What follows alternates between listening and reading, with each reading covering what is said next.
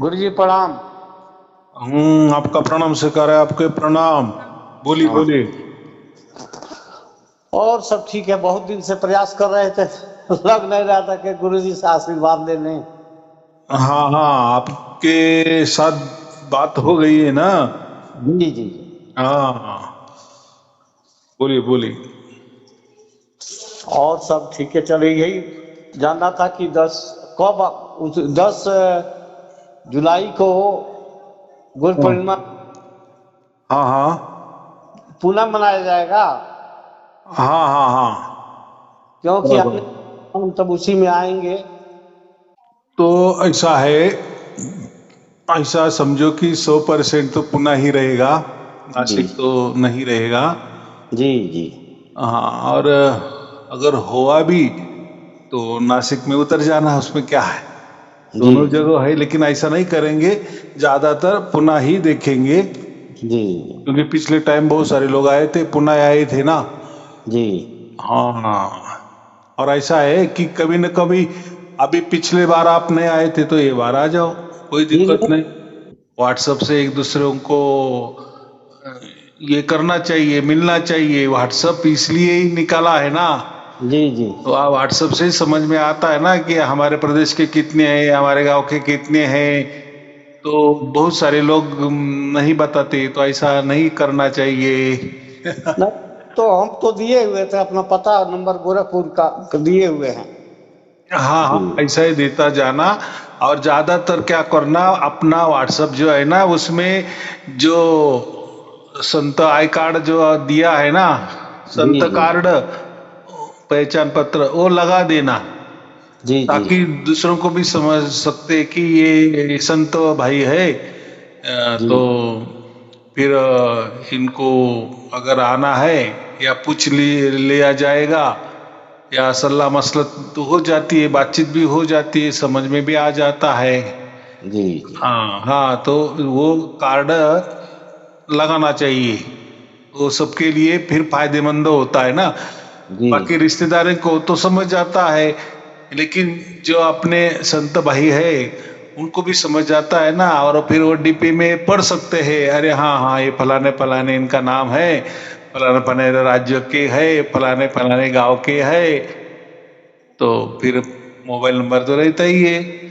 जी तो ये जो तो बांटा जाता है, वो इसीलिए ही बांटा जाता है। अभी आपको तो सार शब्द प्राप्त हो गया ना।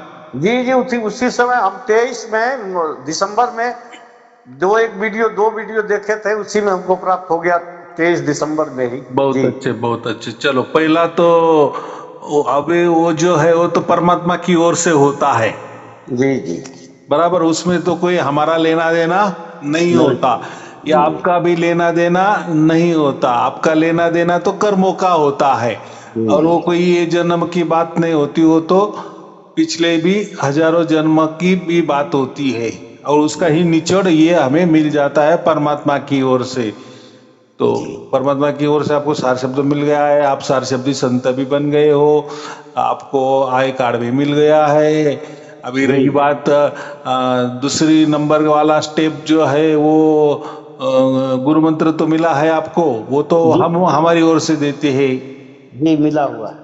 हाँ, जो ऋषि परंपरा से चले आया, वो गुरु परंपरा से, उसे गुरु परंपरा नहीं, ऋषि परंपरा कहते हैं। जी मिला ऋषि हुआ है। परंपरा उसका मतलब, और गुरु परंपरा में दोनों में फर्क होता है। गुरु गुड़िया परंपरा माने जो अपने से गुरु गुरु से लेके आए, बराबर। अपने से गुरु, गुरु से गुरु, गुरु के गुरु, गुरु गद्दी जो कहते हैं ना। जी हाँ, और गुरु गद्दी में वेदों का कोई जिक्र नहीं होता।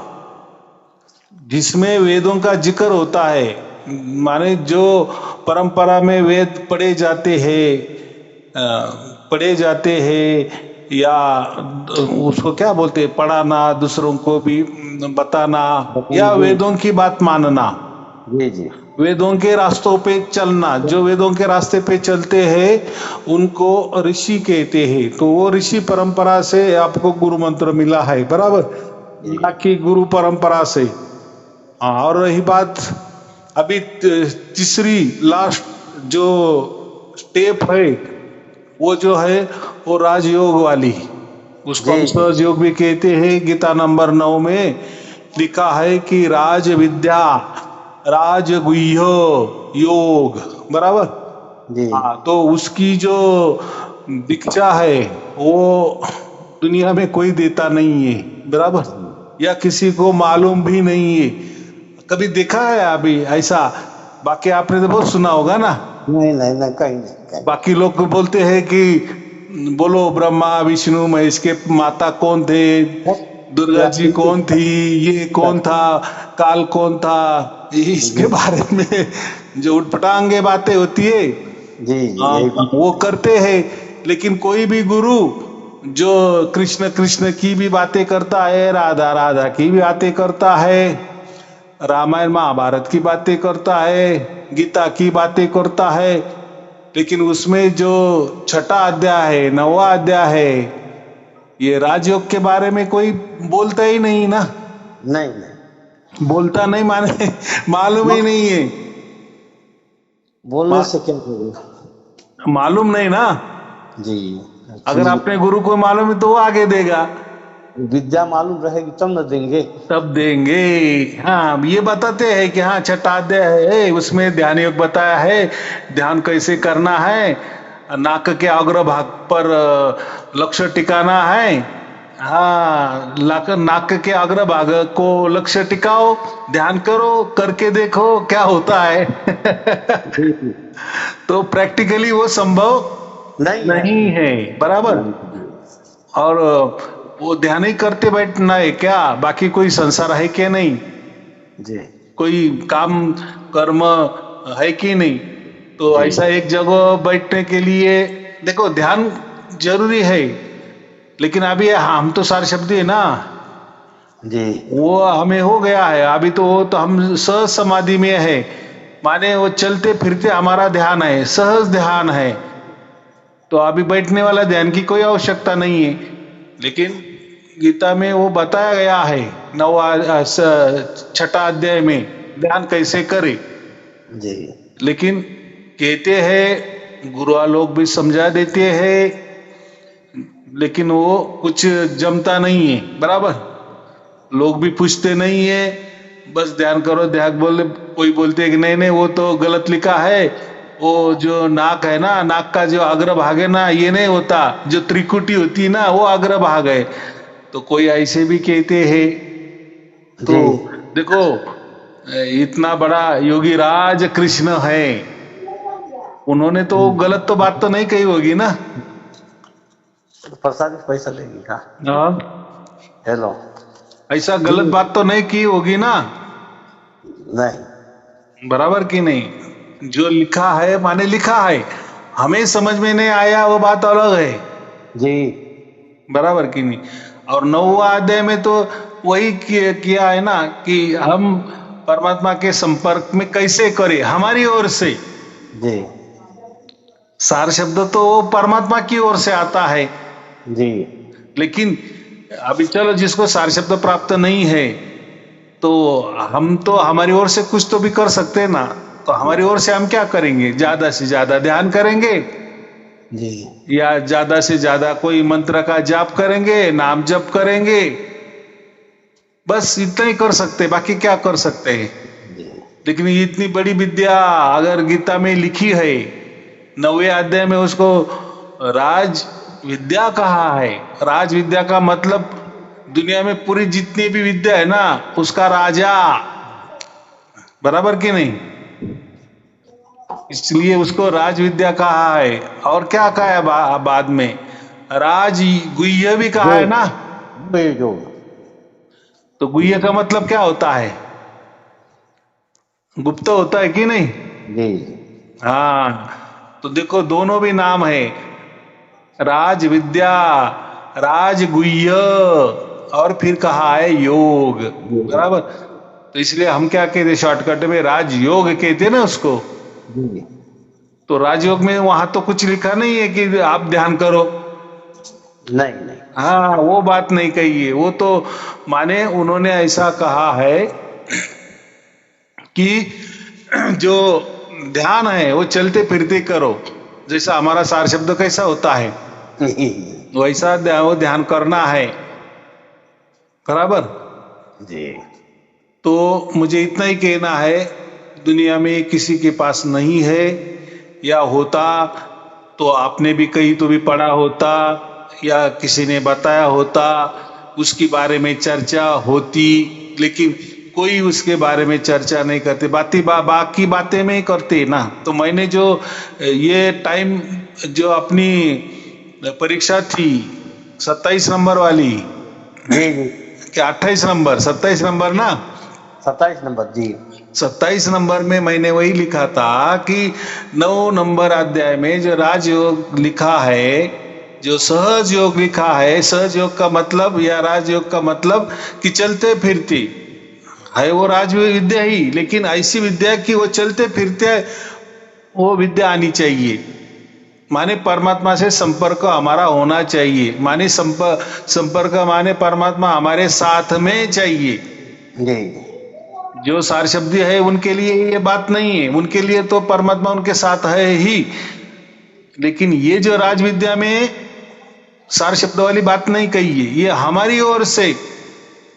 फिर वो परमात्मा कहा है कहा नहीं है वो बात नहीं किया है, बस हम परमात्मा के नाम से जुड़े रहे, बराबर। जी और जी नाम भी बता दिया है, ओम ये एकाक्षर वाला नाम बता दिया है कि नहीं। जी एक अक्षर ओम एक अक्षर जी हाँ, लेकिन वो अक्षरों में भी नहीं आता, जैसा अक्षरों में माने अ आ ई ऊ आता है क्या उसमें, या क ख ग में आता है क्या, ओम नहीं आता है ना।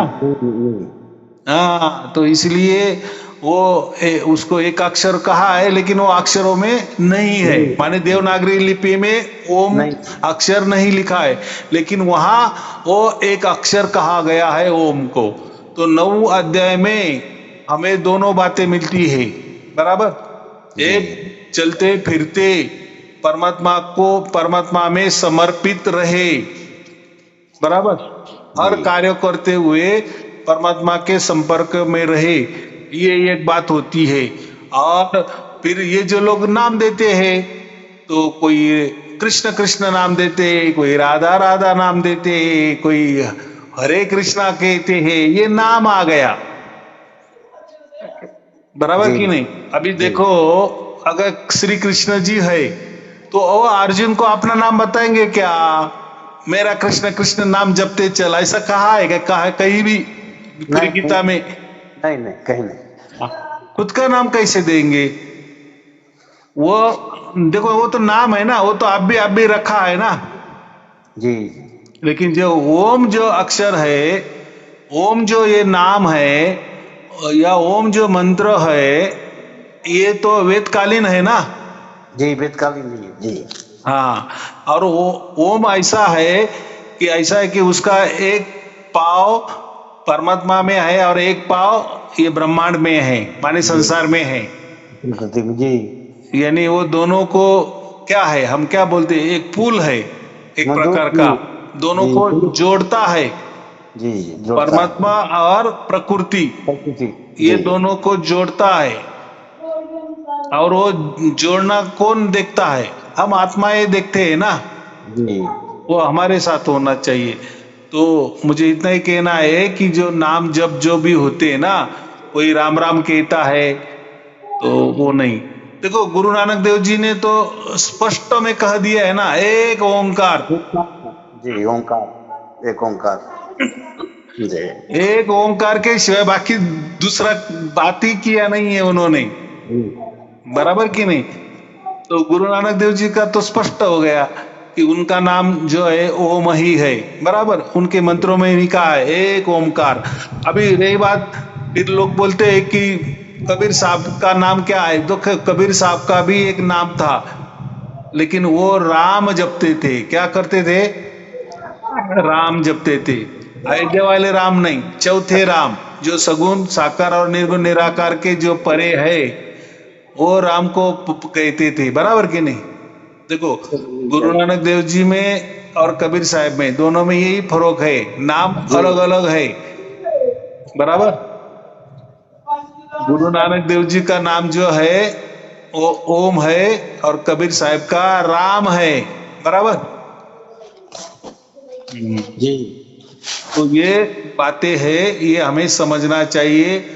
और बाकी फिर लोग जो है भक्ति वाले, भक्ति पंथ वाले जो है वो अपना नाम कृष्ण का संबंधित देते हैं, जैसा राधा कृष्ण या श्री कृष्ण या राधा, ऐसे ही माने वो राधा कृष्ण के ही संदर्भ में उनके नाम रहते हैं, बराबर। जी तो गीता में तो सभी बताया है ना, ध्यान योग भी बताया है, कर्म योग भी बताया है, भक्ति योग भी बताया है, ज्ञान योग भी बताया है, और राजयोग भी बताया है। तो सभी योगों में जो प्रमुख है उसको हम क्या कहते हैं, राजयोग कहते हैं, बराबर। जी कि जो हर योग से ऊंचा है, माने कर्म योग से भी ऊंचा है, ज्ञान योग से भी ऊंचा है, भक्ति योग से भी ऊंचा है। तो सबसे ऊंचा ध्यान योग से भी ऊंचा है, तो सबसे ऊंचा है, इसलिए उसको राजयोग कहा है, बराबर। जी तो गुरु लोगों को मालूम नहीं होता, वो कभी वो योग भक्ति योग में जोड़ देते हैं, कोई ज्ञान योग में जोड़ देते हैं, कोई कर्म योग में जोड़ देते हैं, कोई ध्यान योग में जोड़ देते हैं, लेकिन राज विद्या जो है वो अलग है, बराबर। हाँ, तो अभी जो हमारा जो तीसरा और आखिरी जी जो ये रहता है वो राज योग वाला है, बराबर। जी फिर अभी इसके आगे नहीं है। जी जितने जो है वो है, लेकिन ऐसा है कि चलो सार शब्द तो परमात्मा की ओर से आता है, वहां तो मेरी कोई जरूरत नहीं होती, नहीं, बराबर।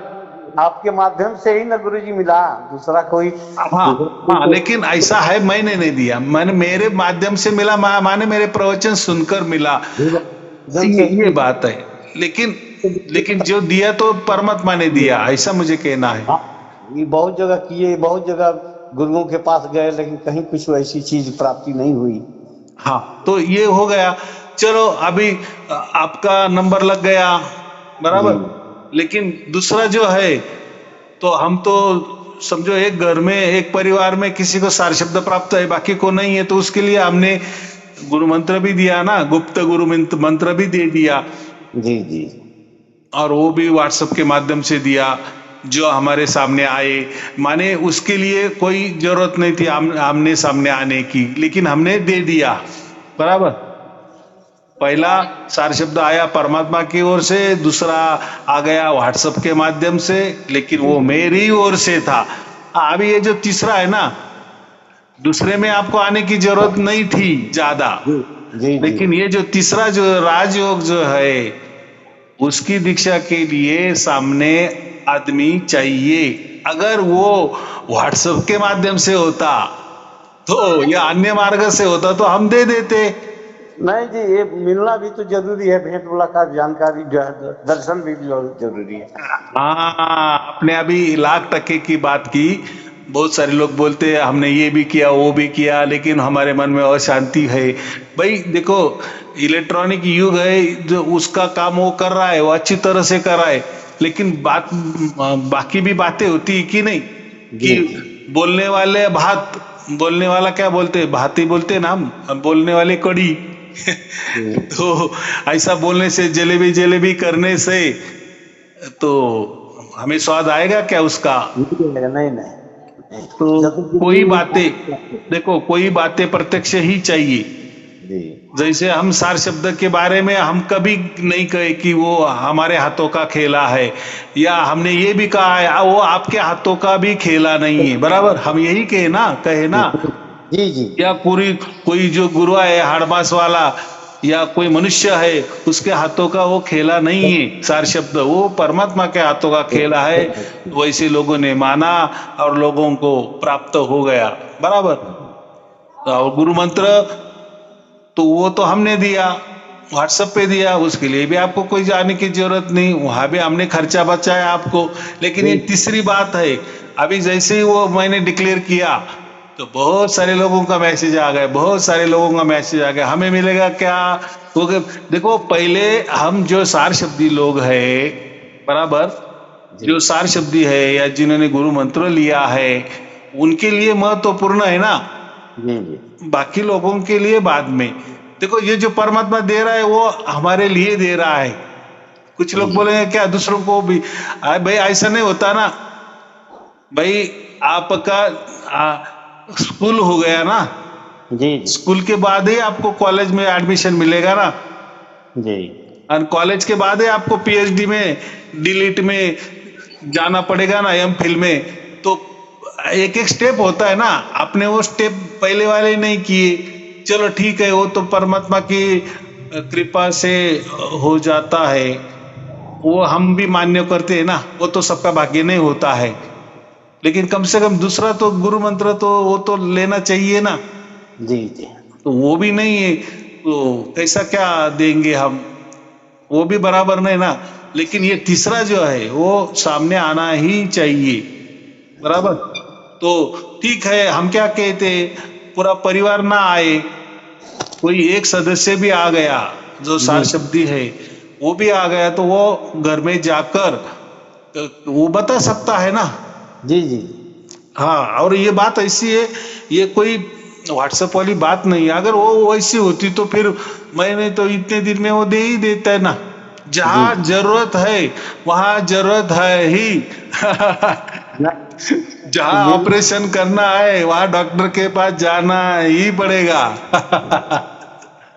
आएंगे ही गुरु जी। हाँ, और ऐसा भी नहीं है आज आओ कल आओ, जो भी आपकी जहां भी जैसी आपकी मर्जी होगी, जहां भी आपकी परिस्थिति होगी, जहां भी आपको सुटेबल होगा, आपको लगेगा हाँ अभी जाना चाहिए, तभी आ जाना, बराबर। ऐसा कोई वो कोई एक दिन का तो खेला नहीं है, या कोई सेल तो नहीं लगा है कि जल्दी से हम जाएंगे अगर बाहर नहीं गए तो सब माल बिक जाएगा, ऐसी बात तो नहीं ना। और कभी भी आने के लिए तो पुणे आना पड़ेगा गुरु जी।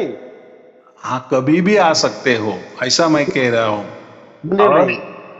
और गुरु पूर्णिमा का ये ऐसा एक दिन होता है कि फिर वहाँ ज्यादातर सब लोग आते हैं, ज्यादातर। हाँ, जी जिसको नहीं मिल जाता या टाइम नहीं है वो बात अलग है, लेकिन आने की कोशिश करते हैं, जी जी बराबर। तो हमें इतना ही कहना है कि इसके जो हकदार है ये सभी है, लेकिन कम से कम वो हमारे तो जुड़े तो होने चाहिए। कम से कम उनको सारे शब्द प्राप्त नहीं हुआ है, कम से कम उनको गुरु मंत्र तो मिलना चाहिए, गुरु मंत्र तो उनको मिला हुआ चाहिए, वो भी हमारी ओर से, बराबर की नहीं।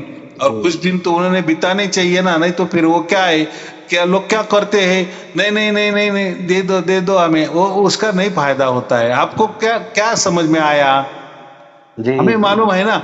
और ये जो बात होती है ना, देखो श्री कृष्ण जी ने भी अर्जुन जब सामने था ना तभी ये बात दी है। जी हाँ, वो तो फिर वो तो ऐसे ही बता सकता है ना, भाई ये युद्ध है ना, ये जाने दे, बाद में हम देखेंगे कहाँ तू जाने वाला है कहीं, और कहाँ मैं भी जाने वाला हूँ, ऐसा थोड़ी। नहीं प्रत्यक्ष सामने ही उन्होंने बताया उसको विद्या को। तो जो विद्या होती है वो तो प्रत्यक्ष होती है ना, और वो हमारी ओर से है, हम कोई बोलते नहीं कि वहां परमात्मा आने वाला है। जो सत्य बात है वो सत्य बात है, लेकिन जो राज विद्या जैसी मुझे मिली वैसी की वैसे मैं लोगों को सामने बताने। अब जब लोग सामने लेंगे तब उन लोगों को पता चलेगा हाँ गुरुजी बराबर सत्य बोलते थे कि सामने क्यों आना है, इसीलिए, बराबर। हाँ, एक बार सामने आ गए, उनको बता दिया कि ये ऐसा ऐसा है, फिर वो तो घर में जाके तो फिर उसकी तो प्रैक्टिस तो करनी ही है, बराबर। एक बार समझ में आ गया आ गया। जी जी कोई भी, जैसे हम कहते हैं ना, बहुत सारे लोग बोलते व्हाट्सएप में बता दो, या उसका कोई किताब निकालो, कोई मैसेज करो। भाई ऐसा है ना, व्यवहार में भी स्कूल की पुस्तकें तो सभी दुकान में मिलती है, लेकिन हम बच्चों को वो किताबें लेकर स्कूल तो जाना ही पड़ता है ना। जी जी जाना ही पड़ता है। किताब सब जो है रेगुलर बच्चे को गुरु के पास, शिक्षक के पास, टीचर के पास जाना ही पड़ता है। जाना ही पड़ता है। तो क्या होता है, जैसे हमारे सामने आते हैं तो फिर उसके बारे में वो पूछ सकते हैं कि कैसा है, ये है, ऐसा है, हम बताते फिर ये ऐसा करना पड़ता है, इसका अर्थ क्या होता है, उसका अर्थ तो ऐसा, हम क्या लिखेंगे, क्या बताएंगे, क्या समझ में आ जाएगा? जी बराबर की नहीं? हम बोलेंगे हाँ भाई देखो ये बाजू है ईड़ा, ये बाजू है पिंगला, बीच में है सुषुम्ना, हमें सुषुम्ना को जागृत करना है, करो जागृत। तो ऐसा मैंने लिख के दिया और अब आपको हो जाएगा जागृति। नहीं जागती होगी। हाँ, तो उसका कोई होगा कि नहीं, कोई साधन होगा कि नहीं? हाँ, अच्छा, वो साधन को कोई दूसरा नहीं है, हमारा हमारा शरीर ही साधन है। उस साधन से हम तत्क्षण और सुषुम्ना को जागृत कर सकते हैं। बस सुषुम्ना एक बार हमें समझ में आ गई कैसी, फिर हमें समझता आता है कि अरे हाँ, श्री कृष्ण ने जो 6ठे अध्याय में कहा था कि नाक के अग्र भाग को कैसा लक्ष्य केंद्रित करना है, तो नाक के अग्र भाग को लक्ष्य केंद्रित करना है तो वो सुषुम्ना हमें जागृत करनी है, बराबर। तो उसके लिए तो सामने आना चाहिए। सुषुम्ना जागृत हो गई, एक बार समझ में आ गया, फिर आप घर बैठे कभी भी कहीं भी फिर चलते फिरते उठते बैठते खाना खाते सोते घूमते फिरते कुछ भी कर्म करते, व्यापार करते, सर्विस करते, वो बस वो आप जगा सकते हो। हाँ, अभी वो कोई सार शब्द वाली बात तो नहीं है ना, वो तो उसके ओर से आता है, वो तो परमात्मा की ओर से आता है। लेकिन यहाँ तो हमें करना पड़ेगा, क्योंकि जागृति तो हमें करनी है ना, जागृत रखना, बराबर कि नहीं?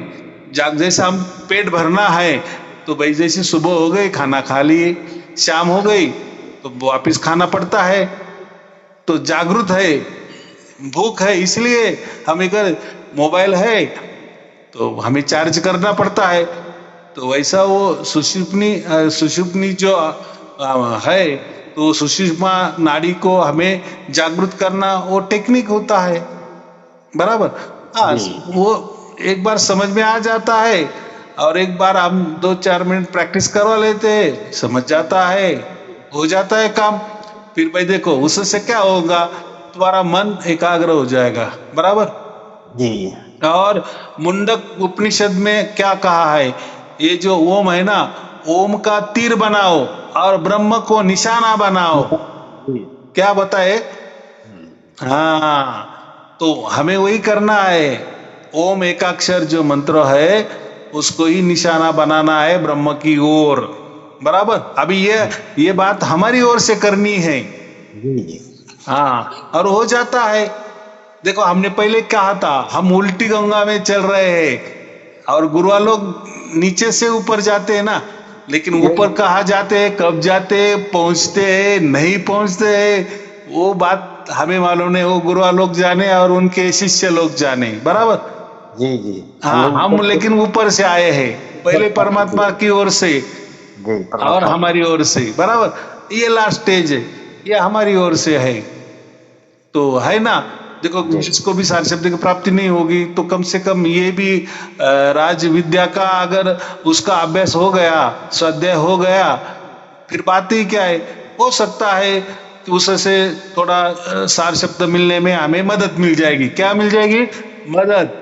हम ऐसा नहीं कहेंगे, कोई दावा नहीं करेंगे कि भाई इससे है, तो बात एक ही है, हमें क्या करना है। मैंने क्या कहा, ओम को हम बाण बनाना है, धनुष्य वाला जो बाण है, तो धनुष्य में हमें क्या करना है, ओम वाला बाण लगाना है और निशाना कहाँ लगाना है? ब्रह्म को लगाना है। जैसे सुरती मिले शब्द में, तो वहां भी जो कहते हैं ना, सुरती मिले शब्द में, भाई आपको सुरती का चलो पता है, वो तो वो आपके हाथों की बात है ना जी, लेकिन शब्द का मालूम है आपको? नहीं मालूम था। तो ये सब झूठ बात है जो बोलते हैं ना, सुरती में शब्द की ओर हम जाएंगे और हम मिल जाएंगे। कोई मिल नहीं सकता, आज तक कोई मिला नहीं है।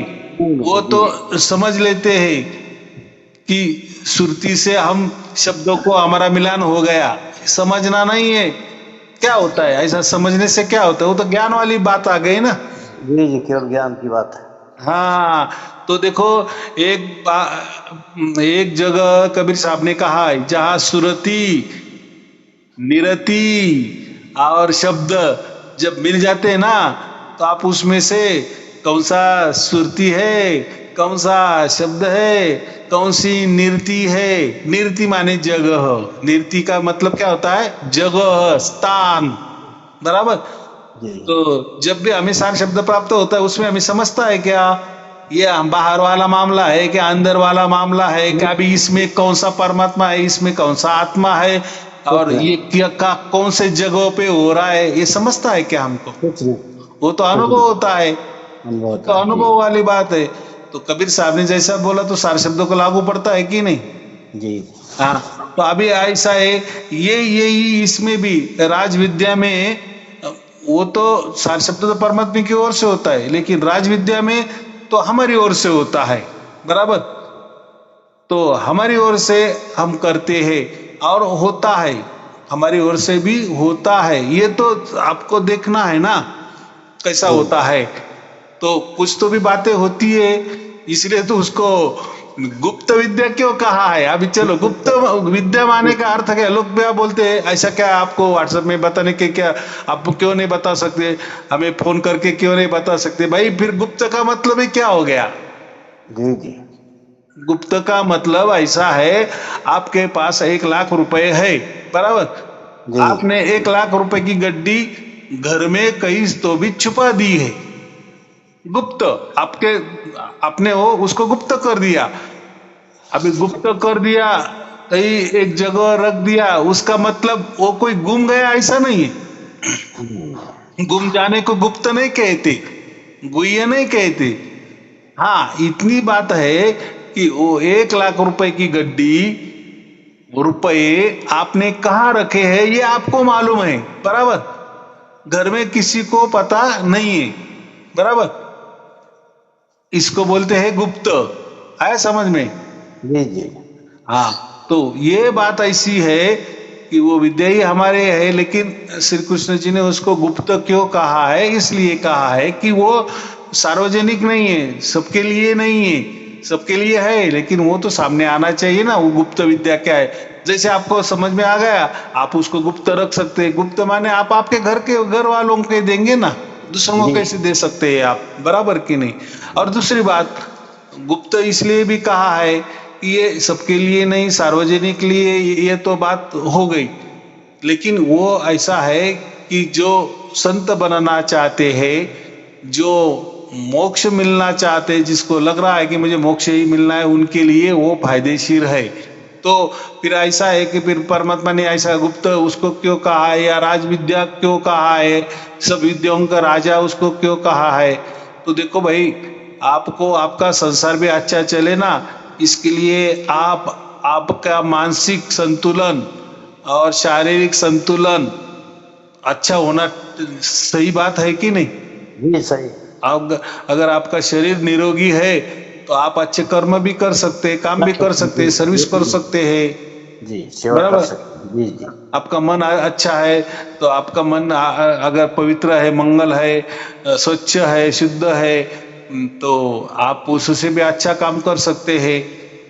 तो ये तो संसार के लिए भी अच्छी बात है ना, शरीर शुद्ध रहना, निर्मल पवित्र मंगल रहना, और मन भी शुद्ध पवित्र मंगल रहना, ये दोनों भी आध्यात्मिक लिए भी अच्छा है और प्रपंच के लिए भी अच्छा है, बराबर। तो ऐसा है कि राज विद्या इसको कहा जाता है कि सभी विद्याओं की राजा है और सबका मिक्सिंग है उसमें, माने चलते फिरते ध्यान भी हो जाता है और चलते फिरते नाम जप भी हो जाता है, बराबर। तो इसीलिए अध्याय नंबर 9 में मैंने आपको परीक्षा में क्यों दिया था, तो उसमें यही मैंने पूछा था कि उसमें 2 बातें हैं कि परमात्मा से कैसे जुड़े रहे, और परमात्मा का जो नाम है वो सिर्फ और सिर्फ ओम है, बराबर। पूरे वेदों में तो ओम का जिक्र तो है ही, गीता में भी वापिस 2-4 जगह ओम का जिक्र आया है, मुंडक उपनिषद है, छांदोग्य उपनिषद है, उसमें भी ओम का जिक्र आया है, बराबर। तो हमारे लिए ओम ये नाम हो गया, बराबर। बाकी जो नाम है उसका मैं गारंटी नहीं देता भैया, इसके लिए उपयोग नहीं होता, क्योंकि बाकी जो नाम है वो सब अक्षरों में आते हैं, जैसे राम, र, काना और क्या है ये क्या अक्षर आए कि नहीं, जी कृष्ण, राधा, ये सब अक्षरों में आता है। कोई भी नाम लो, कितना भी बड़ा मंत्र तैयार करो, सब में आपको अक्षर ही अक्षर, अक्षर ही अक्षर जो हमने तैयार किए, हमने बनाए हैं, हमारे फायदे के लिए बना है, व्यवहार के लिए बनाने हैं, बोलने के लिए हमने बनाए हैं, सुनने के लिए हमने बनाए हैं, व्यवहार के लिए हमने बनाए हैं, या परमात्मा क्या जो हम क्या बोलते बड़ाई करने के लिए, गुण गौरव करने के लिए भी वो हमने अक्षर बनाए हैं, बराबर। तो ये हमारे लौकिक अक्षर है, सांसारिक अक्षर है। फिर राम बोले, कृष्ण बोले, राधा बोले, फिर कोई भी ओम के अलावा सिर्फ ओम ये ऐसा है कि ये अक्षरों में देवनागरी लिपि में आता नहीं, बराबर।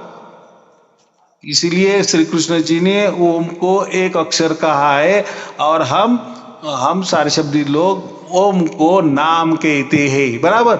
और ये बाकी लोगों का नाम जो है वो अक्षरों वाला है, जो अ आ ई में आता है, क ख ग में आता है, 52 अक्षर में आता है। ओम ये जो अक्षर है ये 52 अक्षरों में गिना नहीं जाता, बराबर। हाँ, तो बात अभी समझ में आ रही है। जी जी हाँ, तो जब वो सुषुम्ना से, जैसे हम ईड़ा पिंगला सुषुम्ना, तो सुषुम्ना से ये नाम का हम बाण बनाते हैं और ब्रह्म हमारा लक्ष्य हो जाता है। तो फिर वो लक्ष्य कैसे बनाने रखना है वो तो हमारे हाथों में, वो तो हमसे करवाना है। और फिर इससे हम हमारे ड्यूटी है, हमारा संसार है, हमारा जो भी है वो सब कुछ करना है। माने सब ऐसा समझो कि ये जो राजयोग इसलिए कहा है कि वो संसार में भी फायदा होता है, प्रपंच में भी फायदा होता है, और आध्यात्मिक हमारे इसमें भी उसका फायदा होता है। इसलिए ऑल इन वन, क्या कहते हैं, ऑल इन वन, बाकी कुछ नहीं है, बराबर। चलो अभी आपको कोई पूछना है? नहीं गुरुजी, और कुछ पूछना नहीं था, आशीर्वाद के लिए, अब कहे जानने के लिए, थोड़ा वही कि जो आने के लिए संदेश था, तो कहे कि उस पिछली बार नहीं आ सके। हाँ हाँ, तो ये बार आ जाओ, लेकिन किसी को साथ में लेके आओ जिसको सब समझता है। अगर आप बोले कि आपके नाती होशियार है तो बहुत अच्छी बात है, क्योंकि शहर है तो, और बाकी जब आएंगे तो समझ जाएगा आपका, या आप व्हाट्सएप में आपके ग्रुप में लिखते जाओ भाई मुझे भी आना है, तो जो भी साथ आएंगे तो वो भी आपको लेके चलेंगे। या हो सकता है अभी 2-4 महीना बाकी है, उसमें कोई भी आपको पहचान वाला हो जाएगा, बराबर कि नहीं, यह समझ में आ जाएगा। ग्रुप में तो होता ही है बोलचाल। चलो ठीक है, आपको और आपके परिवार के लिए शुभ आशीर्वाद, मंगल आशीर्वाद। सत साहेब जी, सत साहेब जी, सत साहेब। प्रणाम जी।